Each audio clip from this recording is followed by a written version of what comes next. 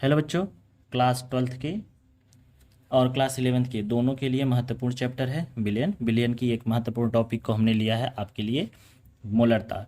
बच्चों को मोलरता में काफ़ी कन्फ्यूजन बना रहता है और मोलरता की सवालें उन्हें सॉल्व करना थोड़ी सी डिफ़िकल्ट लगती है, लेकिन ऐसी बातें नहीं है। अगर आपका कॉन्सेप्ट क्लियर है तो आप कोई भी प्रॉब्लम को आसानी से सॉल्व कर सकते हैं। आइए बात करते हैं बिना समय बर्बाद किए। 1 लीटर विलियन में, 1 लीटर विलियन में, जैसे कोई विलियन है, मान लेते हैं हमारे पास चीनी और पानी का घोल है, ठीक है। और ये विलियन है 1 लीटर। कितना है? 1 लीटर।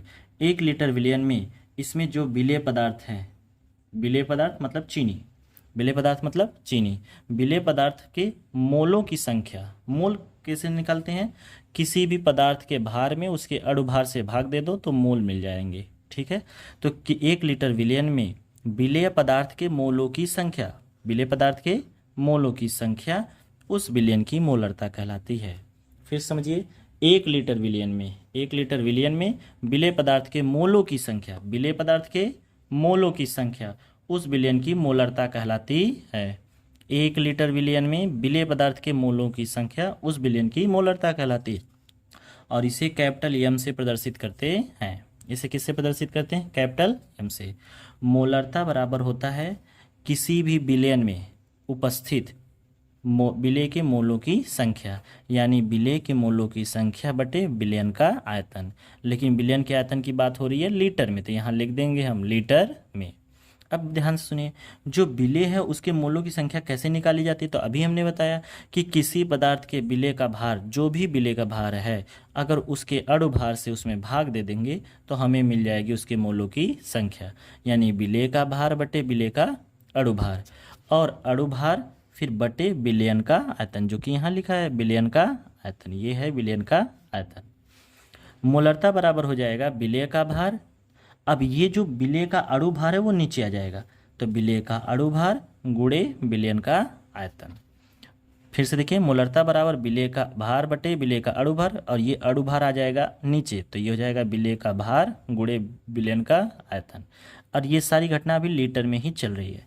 अब आगे लिखेंगे आप, अगर ऐसा मान लें विलेय के भार को हम स्मॉल डब्लू और अणुभार को हम कैपिटल डब्लू माने, तो भी मोलरता m बराबर हो जाएगा स्मॉल डब्लू अपान कैपिटल डब्लू गुणे भी।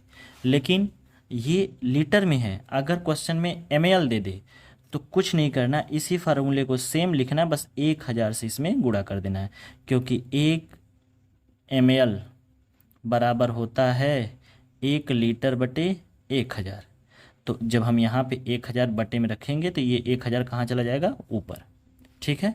आ जाइए, ये इम्पोर्टेंट फार्मूला है कि कैपिटल एम बराबर होता है विलेय का भार, कैपिटल एम बराबर होता है विलेय का भार गुणे 1000 बटे विलेय का अणुभार कैपिटल डब्लू और गुणे विलयन का आयतन, वो भी ml में।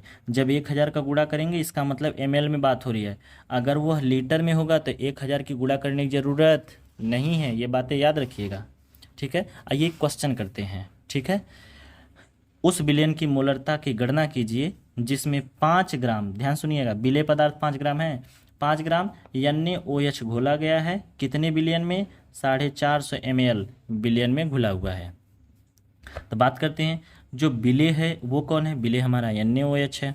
NaOH कितना ग्राम है? 5 ग्राम है, यानी कि ये हो गया हमारा स्मॉल डब्लू। विलयन का आयतन की बात की जाए तो विलयन का आयतन 450 ml है। क्या है? ml है। याद रखिएगा, ml में बात हो रही है, लीटर में नहीं, यानी 1000 का गुणा करना हमें है। फिर विलेय पदार्थ जो है उसका अणुभार, अणुभार कैसे निकालते हैं? उसमें जो जो कंपोनेंट मिले होते हैं उनका परमाणु द्रव्यमान, जैसे सोडियम का परमाणु द्रव्यमान 23 हो गया, ऑक्सीजन का परमाणु द्रव्यमान 16 हो गया, हाइड्रोजन का 1 हो गया, इनको ऐड करने पर कितना आएगा? 40, ठीक है। अब हमें निकालना है मोलरता। मोलरता निकालना है तो मोलरता का फार्मूला क्या होता है हमारा? m बराबर स्मॉल डब्लू यानी विलेय का भार गुणे 1000 बटे कैपिटल डब्लू यानी अणुभार गुणे विलयन का आयतन। ध्यान दीजिए, ml में है इसीलिए मैंने 1000 का गुणा किया, अगर ये ml में नहीं लीटर में होता तो 1000 का गुणा नहीं होता। m बराबर जो स्मॉल डब्लू का वैल्यू कितनी है वो है 5, फिर गुणे 1000 बटे अणुभार 40 और गुणे विलयन का आयतन लीटर में, ml में कितना हो गया 450। तो m बराबर हो जाएगा, ये एक जीरो से एक जीरो कैंसिल, ये जीरो से ये जीरो कैंसिल, बचा ऊपर 5 और ये, तो 5 गुणे 10 बटे 4 गुणे 45, 5 नवा 45, 2 दूनी 4, 2 पच्चे 10, तो ये हो गया 9 दूनी 18 नीचे और ऊपर हो गया 5, 5 बटे 18। अब ध्यान दीजिए 5 बटे अगर 18 को भी हम डिवाइड करेंगे तो ध्यान से देखिए, यहाँ पे दशमलव लगाएंगे, ये 50 हो जाएगा, 2 बार पहाड़ा पड़ेंगे, कितना आएगा 36, यानी 18 दूनी 36, 10 में से 6 गया, 4 बचा, 4 में से 3 गया, 1 बचा, 0 लगा दो, ठीक है। 7 बार पढ़ो 126 होगा, 10 में से 6 गया, 4 बचा, 3 में से 2 गया, 1 बचा, फिर ये कट गया, फिर 140 है, यानी 7 7, यानी कि अगर हम इसकी मोलरता की बात करें तो ये मोलरता हमारा आ जाएगा स्मॉल m कैपिटल M बराबर, ये हो जाएगा 0.277, ठीक है, याद रखिएगा। अगला क्वेश्चन, ये क्वेश्चन थोड़ा सा आपको समझने के लिए है, ये थोड़ा सा इंपॉर्टेंट क्वेश्चन है। जो ऑक्सैलिक अम्ल है, ऑक्सैलिक अम्ल के 250 ml, कितने ml 250 ml सेमी मोलर विलयन प्राप्त करने के लिए आवश्यक अम्ल की मात्रा की गणना कीजिए। जो ऑक्सैलिक अम्ल है उसके 250 सेमी मोलर विलयन को प्राप्त करने के लिए आवश्यक अम्ल की मात्रा की गणना कीजिए। तो सबसे पहले जो ऑक्सैलिक अम्ल है उसका अणुभार याद रखिए कितना होता है 126। कैसे निकालते हैं, देखो इसका 2 ठो हाइड्रोजन है, यहाँ 2 कार्बन और 4 ऑक्सीजन है, फिर 2 हाइड्रोजन के 2 अणु और 1 अणु ऑक्सीजन के, यानी कि 2 का यहाँ पे गुणा हो जाएगा। और इन सबको सॉल्व करेंगे तो हाइड्रोजन के 2, 2 एक कम 2, कार्बन 12 दूनी 24, ये 16 चौक 16 का पहाड़ा पढ़ लेंगे आप।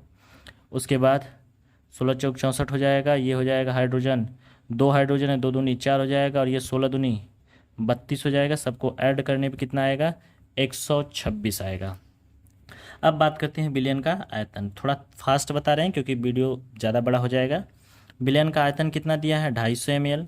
मोलरता कितना दिया है, मोलरता नहीं दिया, उसने शॉर्ट में बोला है सेमी मोलर। सेमी का मतलब होता है आधा, अब मोलर माने मोलरता, यानी मोलरता कितना दे दिया उसने 1/2। विलय का क्या निकालना है द्रव्यमान, विलय का द्रव्यमान निकालना है। तो याद रखिए आप कैसे निकालेंगे विलय का द्रव्यमान, मोलरता इक्वल टू होता है, मोलरता बराबर होता है स्मॉल w गुणे 1000 बटे कैपिटल W गुणे VOB ml में।